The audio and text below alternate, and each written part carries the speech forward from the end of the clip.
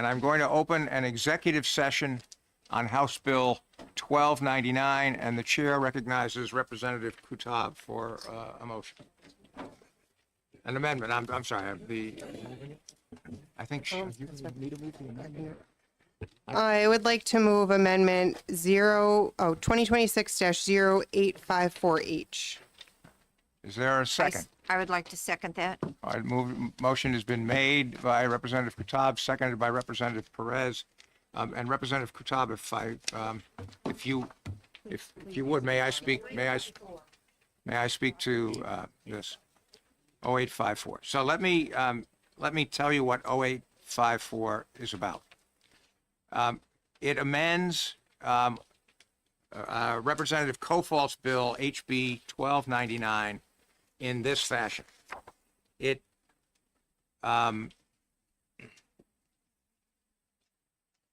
changes section 1 of the bill to incorporate, as in paragraph Roman numeral 2, the same definition that was in the same language that was contained in House Bill 396 and I believe 148 of prior years. It then it replaces section 2 of the original bill of Representative Kofal by adding in, again, the same language that was in House Bill 396 and 148 from past years, specifying that classifications based on biological sex are appropriate in the 3 circumstances of lavatory or locker rooms, circumstance 1, athletic or sporting events, circumstance 2, or correctional facilities or involuntarily, places where somebody can be involuntarily committed, section 3. The change that it makes begins on line 29 of the amendment. It adds a new section 354A25-B, which states, and I'll just quote it here, no instrumentality of state or local government or subdivision thereof, including public schools and public institutions of higher education, shall implement the provisions of RSA 354A25-A1. That is the provision dealing with that the sexual classifications are all right with regard to lavatory and locker facilities. But no governmental entity shall institute that. I'm sorry. That any governmental entity that does institute that shall with respect to lavatory facilities, unless such instrumentality or subdivision thereof provides in the same building to which the statute is applied, at least one single occupancy bathroom available for use by all persons without regard to gender or sexual identity. And let me state the purpose of this. We on this committee, I think, are well aware that the governor has vetoed several prior versions of essentially the same bill. She's indicated, as if I understand it, that her concern is with regard to the sort of the first section of dealing with with permissible classifications, that is, dealing with lavatory facilities. This is designed, hopefully, although, as I say, I have not spoken with the governor. I do not know if this, in fact, will address her concerns, but I'm hoping it will. And and the other thing I hope is that this will reflect that this committee is, we don't sort of put a stake in the ground and say it's this way, my way or the highway. We are willing to talk and to compromise and to hopefully come to a reasonable resolution. And to the extent that the governor was concerned that for, let's say, this situation, a trans person who has actually gotten, had all the surgery and all that from, let's say, from transitioning from a man to a woman, has had all the upper surgery and lower surgery and all that, is concerned that I now, this trans woman now have to go into a men's bathroom under the bill in some school or other government facility, would that, does that create a problem for that person? This, it seems to me, provides what I would regard as a pretty substantial answer, because it says if there is a governmental facility that does that, the governmental facility must have in the same building one restroom that is open to both sexes, and that restroom would be available for use. I think this is an important change, and I hope members of the committee will support it. That's all I have to say. Representative Smith. Thank you very much. Before I begin, Mr. Chair, I want to say that I find offensive the statements made by a number of those who have testified, who have felt comfortable categorizing people by their political party. I, who want to get to yes, feel that it is important to make sure that we are welcoming people of divergent views in the hope that we can get as many as possible to compromise, even though we might not have a perfect bill. So I want to make that statement first. Now, I would like to ask you, Mr. Chair, if you would consider adding additional language to Amendment 0854H, which says that any person of color or of a non-Christian religion who would not necessarily be welcome in a bathroom with others would nonetheless have access to a separate bathroom for them. Well, if I understand the question, the answer to that would be no, because I don't think that is a problem that has been brought to our attention. But I guess I would expand on that in this regard. To the extent we've heard all of this testimony about, well, you'll never be able to, you can't pass any of these bills because you can never tell, there's more than two sexes and you can never tell what the sex is.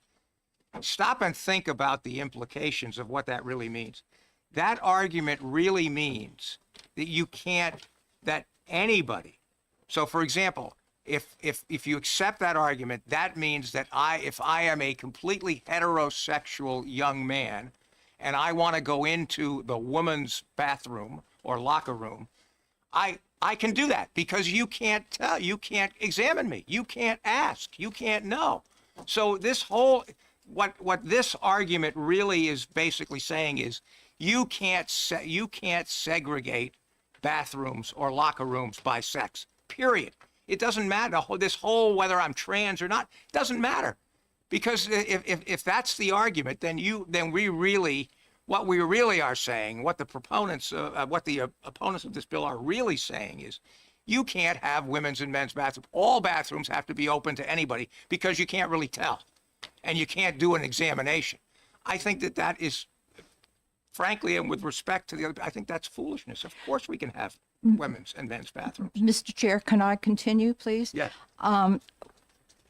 With respect, and you know I respect you, I'm not sure that you focused on the implication of my question to you. And the question had to do with who are we to decide that person X is entitled to protections, but person Y is not. Who are we to make that differentiation? And I'd be happy to show you my my consulting group. The smallest consulting group I have is 3 grandchildren, 25, 22, and 19. When presented with these issues, says, "You've got to be kidding. It's not a problem." I would also confess, Mr. Chair, that there have been occasions when I have been in a place with a lot of people wanting to use restroom facilities, and always there are not enough restrooms for women, and there are more for men, and there's no line for the men, and I have gone into the men's room. And I hope that doesn't shock you, but I have done that because I know, and everybody else knows, that you go to a restroom to use the facilities.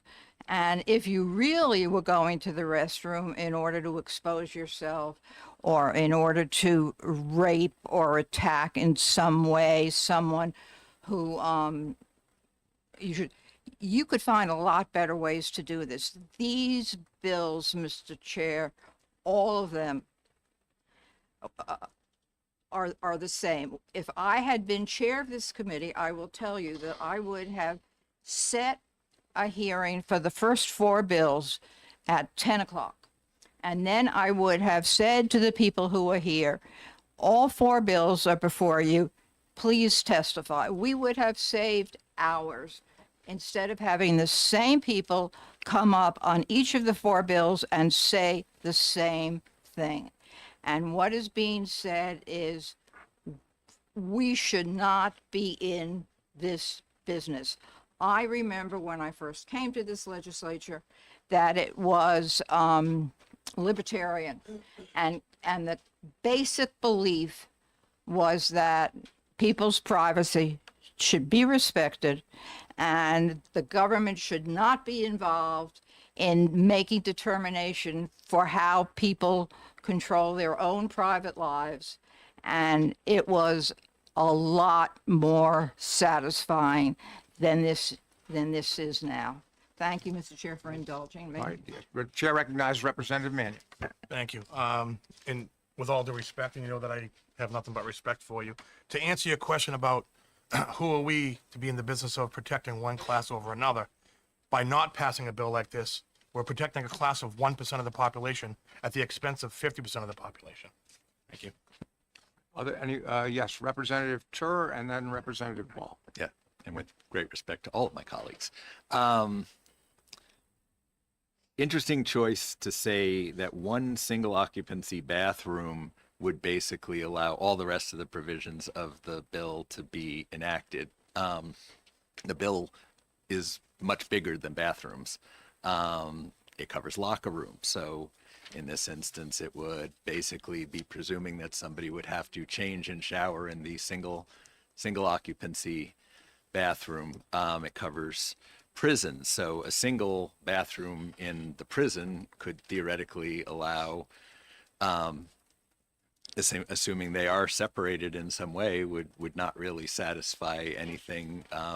Schools have different grades, levels. So I think, taking this on its surface and, setting aside all the other concerns I have on the bill itself, I just don't see how adding a single, one single occupancy bathroom for a building, regardless of its size or regardless of its purpose, is going to in any way mitigate the issues that we're talking about. So thanks. All right. Representative Ball, you. Thank you, Chairman. And thank you, Rep. Smith, for your commentary. I just wanted to point out there was a term that was used of people feeling marginalized. And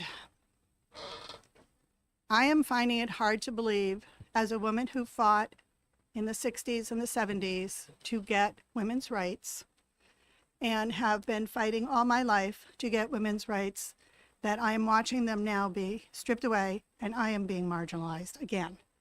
Because I do not feel comfortable. I do not feel comfortable having my 3, 4, 7, and 9-year-old granddaughters in changing rooms or going into women's rooms with the risk of, and with all due respect, I know people in this room would not be the people who just do something like this, but could be confronted with a biological intact man exposing themselves to her. which is interesting because if it happened outside the bathroom, that would be indecent exposure, but because it happened in the bathroom, all of a sudden it's okay. So I'm having a really hard time balancing that act. I just wanted to put that out there. With regard to this, I do think we have to find some way that's going to make it where everyone feels they have been heard and everyone's safety is taken into consideration. And I mean that with all due respect for everyone in this room. Anyone else wish to be heard? Seeing none, so I guess given the contentiousness of what I perceive this issue, I think even on the amendment, it's appropriate to have a roll call vote.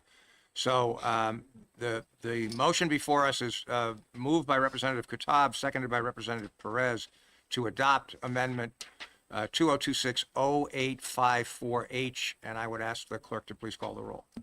Vice Chair Mannion, Yes. Rep. Alexander. Yes. Rep. Tripp, Yes. Rep. Andrews. Yes. Clerk votes yes. Rep. Perez. Yes. Rep. McFarland. Yes. Rep. Scully. Yes. Rep. Ball. Yes. Rep. Birch. No. Rep. Smith. No. Rep. Ryan. No. Rep. Page. Rep. Raymond. Rep. Turer. No. Rep. Rombo. No.